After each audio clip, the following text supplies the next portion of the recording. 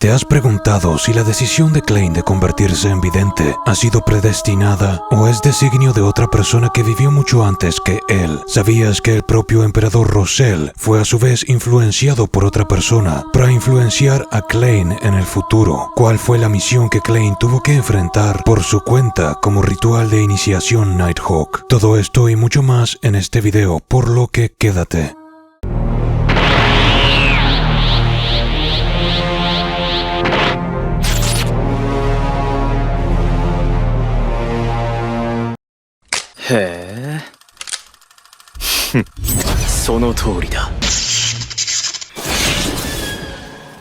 Como siempre, primero que nada aclararé los capítulos que cubriremos de la novela en este video, todos desde el video anterior hasta el capítulo 94 por completo. La misión de rito de iniciación Nighthawk que Klein tuvo que realizar consistió en ayudar a un magnate filántropo con negocios fructíferos en varias industrias, una figura reconocida en toda Ciudad Tingen, el señor Deweyville. Este sujeto estaba siendo acosado por el espectro de una chica de 17 años que había muerto por envenenamiento de plomo al trabajar en una de sus fábricas. El propio capitán Dan Smith más tarde comentaría que esta es una realidad de la era industrial en pañales. En todos los ámbitos laborales dentro de fábricas, los trabajadores se exponen a enfermedades crónicas y muertes prematuras. Para no alargarlo más, Klein resuelve los asuntos pendientes del espectro al convencer al hombre de que otorgue una compensación a los padres de la difunta niña. 300 libras, un auténtico dineral para vivir unos 10 o 15 años cómodamente. La chica tiene un hermano mayor y una hermana de 2 años. La explicación que utilizó Klein fue la de histeria colectiva para justificar que todos en esa casa escucharan los alaridos nocturnos que los aquejaban. Klein interpretó el papel de un policía experto en peritaje psicológico durante unos 4 o 5 capítulos muy interesantes en la novela. Esto jamás lo veremos animado. Fue fascinante observar al protagonista desempeñarse en un caso policial por cuenta propia, tomando decisiones al vuelo. Él podría haber realizado un exorcismo pidiéndole ayuda a la diosa con un ritual, pero esa era la última opción. No solo debía mantener el secreto de los Beyonders, sino que de esta manera habría más beneficiados. Cabe aclarar que este magnate tiene sociedades de caridad, es decir, fundaciones, y está apuntando a la política en la capital del reino de Loen, Backland. Hay muchos otros detalles respecto a los protocolos que se siguen en las fábricas para evitar muertes y los dolores articulares de quienes trabajan en la industria textil, etcétera, etcétera. Pero debemos continuar. En una nueva reunión del Club del Tarot, Klein les dice a la señorita Justicia y al señor Colgado que el ritual haya funcionado significa que nos encontramos en el camino de la excelencia, de existir razones de fuerza mayor por las cuales no puedan asistir a una de nuestras reuniones de cada lunes. Simplemente hagan el ritual e infórmenme. Todo lo que deben hacer es añadir la razón tras decir rezo por un buen sueño. Como ven, nuestro protagonista ya había establecido un método de comunicación que le permitía organizar las reuniones y, en un futuro, transmitir otro tipo de valiosa información.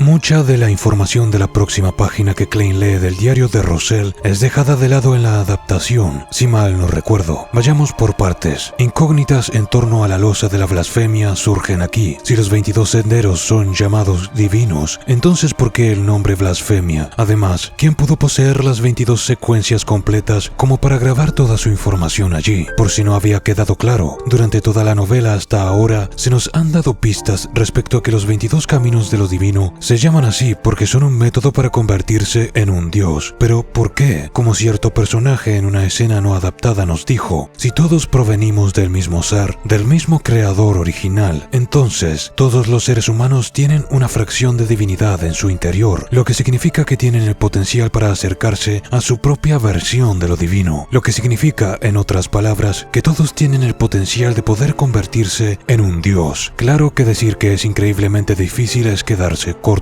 De eso es de lo que tratan los 22 caminos y el ser un Beyonder, según la novela hasta ahora. Claro que esto no es tan así porque los senderos se ven sujetos a influencias de deidades externas, etcétera, etcétera. Pero esta información es de mucho más adelante, por lo que seguiré siendo fiel únicamente a lo que se dice hasta ahora en la novela respecto a la adaptación. Otra cosa interesante que leemos en esta página del diario es que el poder de las iglesias está también determinado en función de los artefactos sellados que poseen. Es una manera de medirse los miembros que tienen las iglesias. Determinan la fuerza de las mismas. En parte, tener más artefactos del máximo peligro es algo que da prestigio y poder. Cuando Rosell se unió a la iglesia del dios de la artesanía, antes de que cambiara su nombre a iglesia del dios del vapor y la maquinaria, se dio cuenta de que dicha iglesia era la que menos artefactos sellados tenía y de menor peligro de entre las 7 iglesias de dioses ortodoxos. Se cuestionó si se había unido a una organización débil, pero lo vio como una oportunidad o lienzo en blanco, por lo que desde el principio Rosell pensaba en cómo conseguir autoridad dentro y transformarla. En sus propias palabras, una organización débil es el mejor lugar para demostrar mis habilidades.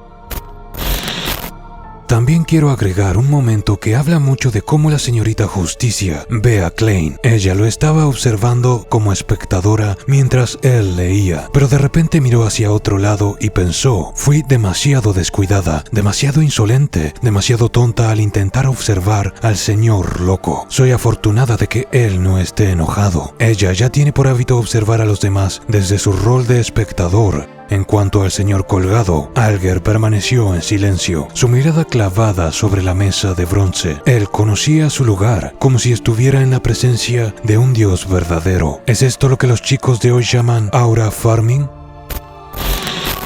Otro punto interesante que se lee en esta página es que Rosell tenía un amigo llamado Zaratul, quien hacía las veces de su mentor hasta cierto punto, al menos en temas de lo oculto. El sujeto era del sendero del vidente y de secuencia alta, y pretendía que Rosell le ayudara a robar un artefacto sellado peligroso oculto dentro de la iglesia del dios de la artesanía, a la que se había unido, una reliquia de la familia Antigonus. Recuerden también que Klein se cuestiona si este tipo llamado Zaratul, al ser un vidente tan poderoso, le influenció a él a decidir convertirse en un vidente, ya que si bien Klein tomó esta decisión leyendo el diario de Rosell, en realidad Rosell había escrito aquello influenciado por lo que escuchó de la boca de Zaratul, lo que plantea la siguiente pregunta: ¿está Klein jugando un rol determinado por otra persona que vivió siglos atrás? ¿Una persona con un poder que le permitía ver el futuro e influenciarlo? No lo sé, pero Klein sí que se lo pregunta cada vez que este tipo aparece en las entradas de las páginas del emperador. Además, es un sujeto de una influencia considerable sobre Rosell en sus primeros pasos como Beyonder, porque el método de actuación lo aprendió de él. Este sujeto le ha dado muchos consejos a un joven Rosell antes de convertirse en el emperador que el mundo conoció. Claro está, quiero aclarar una vez más que estamos siguiendo la novela en orden y que cronológicamente nos ubicamos antes del episodio 5 de la adaptación animada. Así que, por si acaso, recuerden el nombre Zaratul para la segunda temporada. Otro dato que se nos da es que Zaratul le dice que cuando un Beyonder digiere una poción, instintivamente lo sabe al instante. No necesita a nadie que se lo diga. El señor Colgado menciona que mucha gente cree que el emperador Rosell estaba reconociendo y haciendo referencia a la existencia del dios encadenado como remanente dejado atrás o núcleo del creador original, ya que en sus cartas del tarot existe la figura del Colgado, justamente. Por mucha gente me refiero a los cultistas como los que pertenecen a la organización secreta llamada Orden de Aurora, aunque hay otros que también creen en ese rumor. También se le conoce como el gigante colgado o el ojo detrás de las cortinas sombrías, la razón por la cual al señor Colgado se le heló la sangre cuando Klein lo llamó el creador caído, lo cual por cierto lo hizo simplemente porque Dan Smith lo describió como un hombre desnudo colgando de una cruz boca abajo y ensangrentado, y usó esa imagen mental para determinar que era maligno. Se debe a que en la actitud relajada y casi condescendiente de Klein interpretó como si él se considerara como mínimo un igual a los restos dejados atrás por el creador original, que es la deidad máxima de la existencia de todas las eras.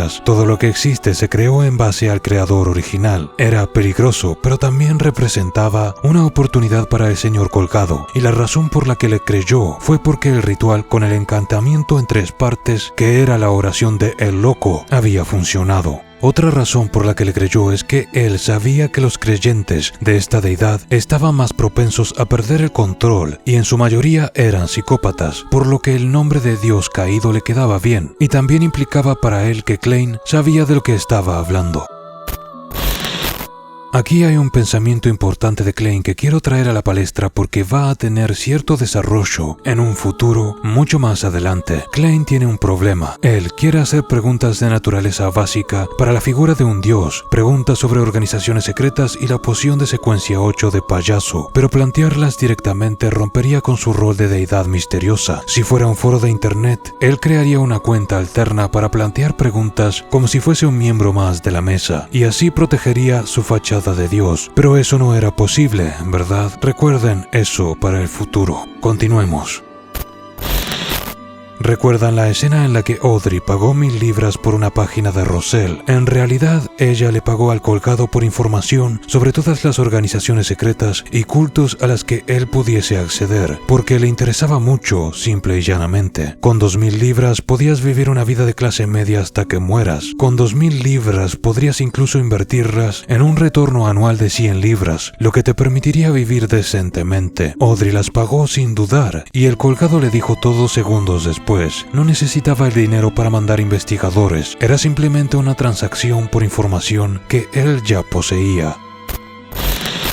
Dentro de la información más interesante está que la Orden Ascética de Moisés fue la primera orden secreta establecida por humanos que habían leído la losa de la blasfemia en la Cuarta Época y creían en una deidad no antropomórfica llamada el Sabio Oculto. Eran una organización respetable con vínculos colaborativos con otras iglesias y creían que los humanos reencarnan continuamente. Luego se fue todo a la mierda, como ya sabemos. Toda la magia ritualística surgió gracias a ellos. En cuanto a la secta de la Demonesa, conocida como la familia Demonesa, en la Cuarta Época, originalmente tenían pocos miembros y eran sumamente herméticos. Pasaban sus creencias a sus hijas y mataban a los padres de las mismas, así como todo bebé varón, por lo que eran todas mujeres. Repito, originalmente y en base a lo que el colgado sabía. También se nos habla del Episcopado Numinoso, una organización secreta con orígenes en el continente del sur que adoraba a la muerte y tenía rituales como sacrificios de sangre, aunque las 7 iglesias ortodoxas la redujeron casi a la extinción con sus ataques. Luego se nos habla de los alquimistas de la psicología, los cuales guardan ciertas similitudes con la orden ascética de Moisés, ya que creían en una existencia no antropomórfica y creían que el espíritu humano podía cambiarlo todo. Esta organización secreta en particular es de sumo interés para Audrey, ya que está conformada mayormente por Beyonders del Sendero del Espectador. De hecho, ella ha manifestado en muchas ocasiones que quiere ponerse en contacto con esta organización. Recordemos que el capitán Dan Smith los mencionó en los primeros capítulos de la novela y básicamente los odia.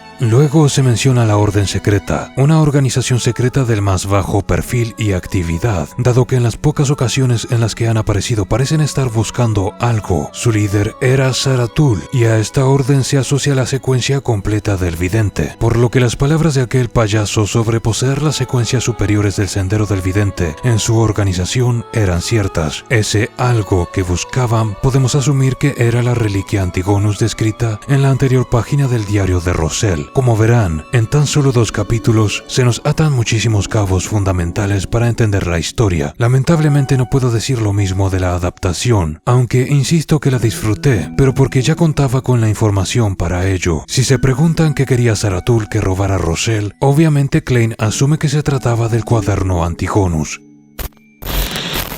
También pasan otras cosas al final de este capítulo. Por ejemplo, Klein intenta crear un doble ilusorio con los poderes de la niebla y, aunque lo consigue, dada su falta de control, no es convincente. También Klein intenta comunicar una plegaria hacia otras de las estrellas carmesí que existen en la niebla como método para probar si puede comunicarse con otras personas en lugar de forzosamente arrastrarlas al mundo de la niebla sin su consentimiento. Y así es que siente pulsar una estrella en particular, la cual es la de el Sol. Esto sucede antes del episodio 5, les recuerdo, y no al final de la temporada como lo vimos, por lo que situaciones que acontecen en la adaptación en realidad tienen mucho desarrollo y están muy bien cimentadas en la novela. Pero en fin, por aquí voy a dejarlo hoy. Estos videos existen únicamente gracias al apoyo de los miembros, ya que no funcionan en YouTube. Si quieren ver más, háganmelo saber. También quiero leer sus opiniones en los comentarios. Recuerden que los miembros tienen acceso anticipado a estos videos y en un futuro videos de exclusividad permanente. Sin más que añadir, muchas gracias y nos vemos en la próxima.